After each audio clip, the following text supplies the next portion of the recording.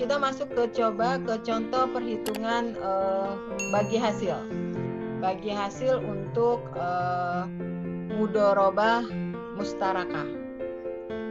Contoh perhitungan atau accountingnya ada A dan ada B usaha bersama, di mana si A adalah investasi uang atau si A sama saja pemilik modal atau sohibul mal dalam usaha B, dan nisbah untuk A dan B disepakati 1:3. Kita lihat nanti perhitungannya. Kemarin udah sampai sini sepertinya ya. Oke. Setelah usaha berjalan, B ikut berinvestasi sebesar 500.000. Nah, labanya di Januari 2008 ini sebesar 1 juta.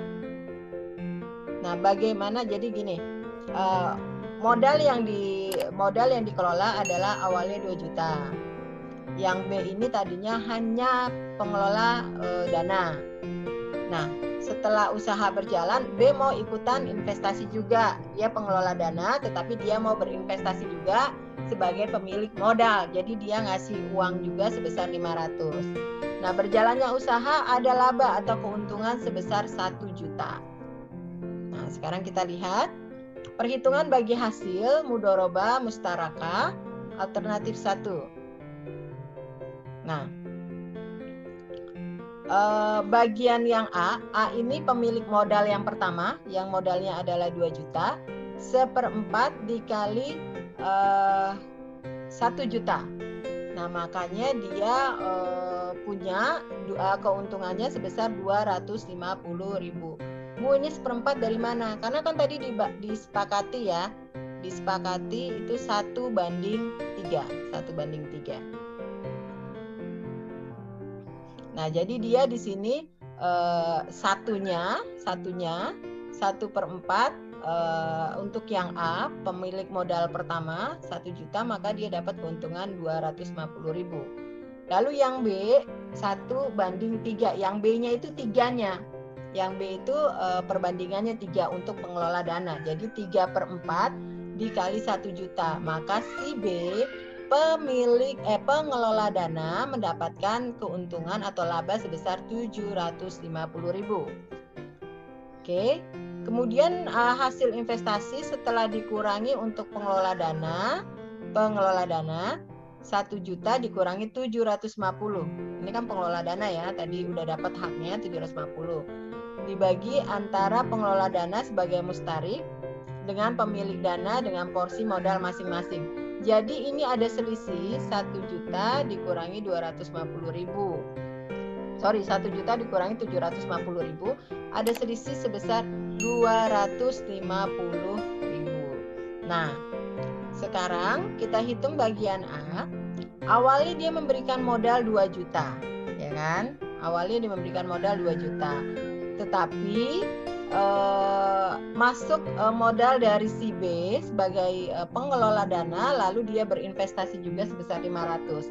Jadi ini 2 juta dibagi 2.500 yang dikali 250. Nah, 250 dari mana, Bu? Dari sini. 1 juta dikurangi 750. Nah, jadi sebenarnya bagian A itu hanya 200.000. Kenapa 200.000? Karena tadi ada tambahan 500.000 dari si B. Nah, tambahan 500 dari si B ini juga ada porsi keuntungan untuk si B, gitu. Jadi keuntungan yang 1 juta ini sudah masuk modal yang 500.000. Jadi keuntungan 1 juta ini di dalamnya dengan modal 2.500.000. Jadi harus dihitung juga. Makanya pembagian si A, dia modalnya 2 juta dibagi total modal yang ada 2.500.000 dikali keuntungan yang didapatkan si A 250. Maka A hanya mendapatkan bagian sebesar 200.000. Nah, untuk yang B sendiri di luar dari dia sebagai pengelola dana. Tadi ini kan udah dikurangi 750. dia pengelola dana. Ini dia udah murni dapat 750 karena memang dia sebagai pengelola dana. Nah, sekarang dihitung keuntungan B, dia sebagai pemilik dana gitu ya.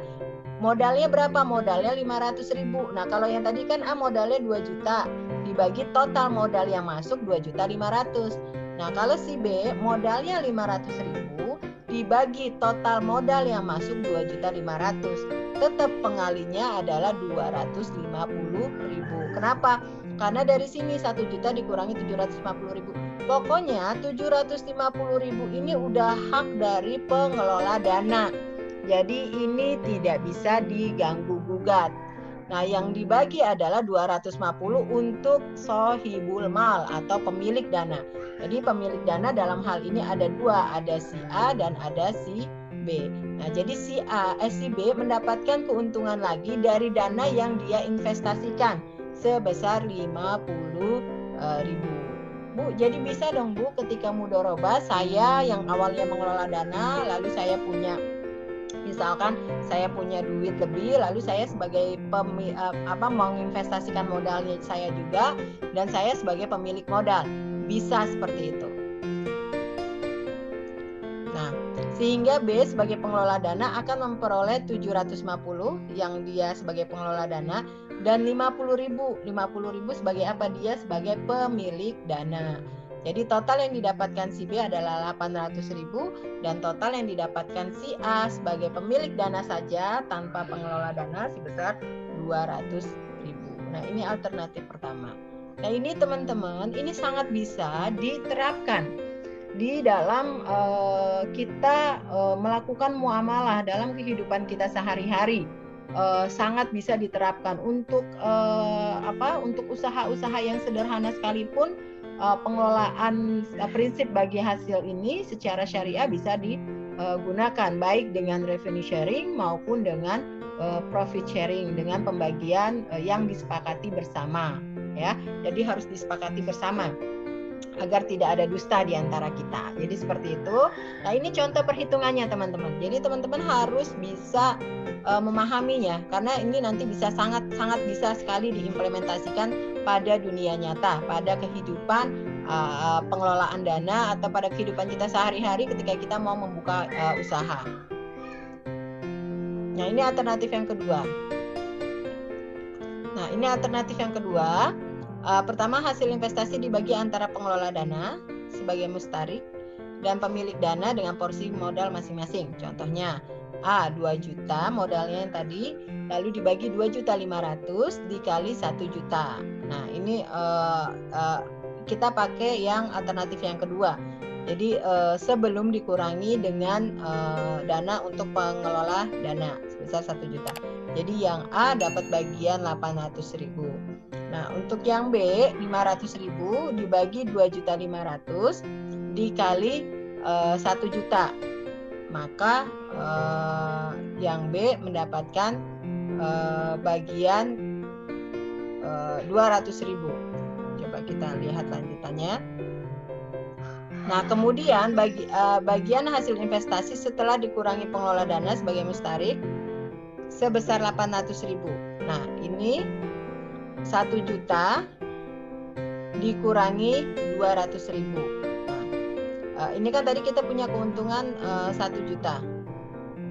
Lalu kemudian bagian hasil investasi setelah dikurangi untuk pengelola dana sebagai mustarik sebesar 800.000. Jadi 1 juta dikurangi 200. 200 ini untuk yang B. Tersebut kemudian dibagi antara pengelola dana dengan pemilik dana sesuai dengan nisbah yang disepakati. Coba kita lihat.